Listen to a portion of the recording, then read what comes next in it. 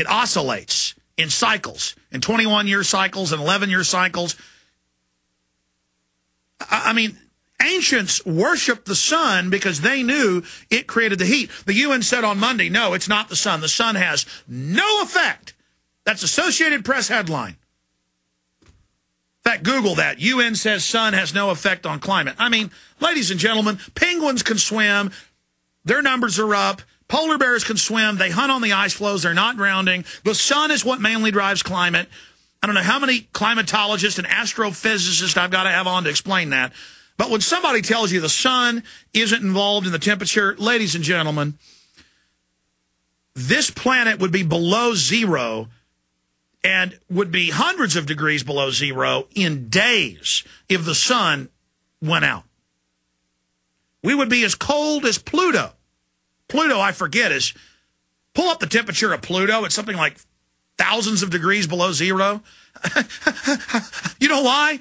Because it's thousands of times further out from the sun than our planet is. Look at that. No sun link to climate change. BBC. I just, how dumb do they think we are? I'm going to come back and try to go through this. But he said nobody's questioning. No one's questioning climate change. You heard it from him. That's another lie. 31,000 scientists sent him a petition saying they wanted to talk to him. I mean, okay, let's continue with Obama. So he just said no one questions climate change. Another lie. I mean, you know that's a lie. Even if you believe polar bears can't swim, penguins can't swim, the sun doesn't warm the earth, has nothing to do with it. You just saw the UN say so.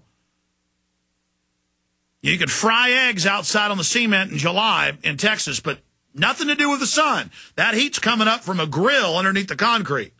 Okay, even if you believe that, you know scientists are questioning man-made global warming. You know that's a lie. Now let's go back to his lordship. Here's Obama at the UN. Is not in doubt. I have to be honest, as the world watches us today, I think our ability to take collective action is in doubt right now. And it hangs in the balance. I believe we can act boldly and decisively in the face of a common threat. That's why I come here today, not to talk, but to act.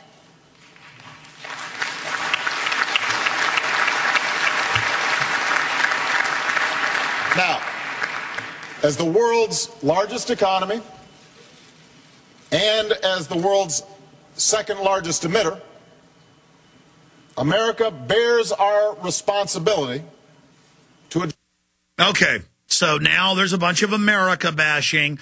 We're the second biggest polluter. China's passed us last year of putting out the most carbon dioxide.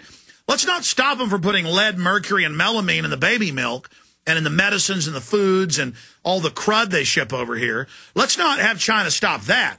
Let's have them stop putting out carbon dioxide. But wait, they don't have to make cuts under this agreement. Only we do. And so more of our industry will move there. But here he is in front of the UN, in front of all these countries, bad-mouthing his own country. Back to Obama.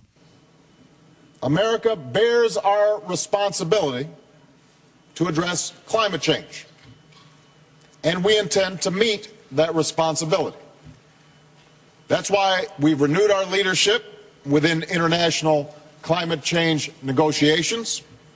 That's why we've worked with other nations to phase out fossil fuel subsidies. All right, hit pause. What that means is, hey, the U.S. is run by the private banks, and the U.S. has funded the world government. We've been sucked dry to fund this, and we're intensifying our funding to buy all you third world countries off. And most of you presidents and prime ministers and parliament heads, you've all gotten giant cash payments from us to sell your people out. So you've been bought. So you deliver. You deliver, cutting off the resources and fossil fuels to your millions of people, many of which are living on the edge of starvation, and millions of which do starve. You kill your people for the New World Order because that's what Dutch Rothschild and the Queen of England and David Rockefeller want. That's the translation there. Back to Obama.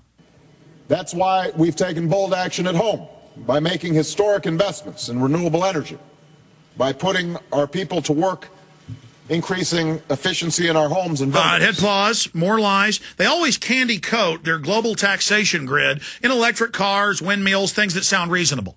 But really, even those are boondoggles given to their select friends and buddies as payoffs. That's coming out in the news. So that's an inside scam.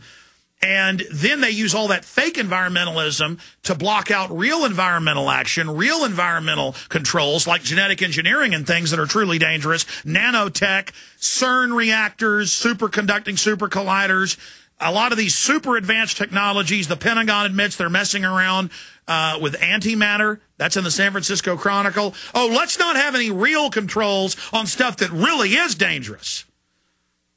Let's just, hey, you're for the future. You're for renewable energy. You know, you care, don't you? We're going to go out to break with Obama. I'm going to come back and comment on what he had to say and finish up on the other side. Stay with us. Back to Obama. By pursuing comprehensive legislation to transform to a clean energy economy. These mitigation actions are ambitious, and we are taking them not simply to meet global responsibilities.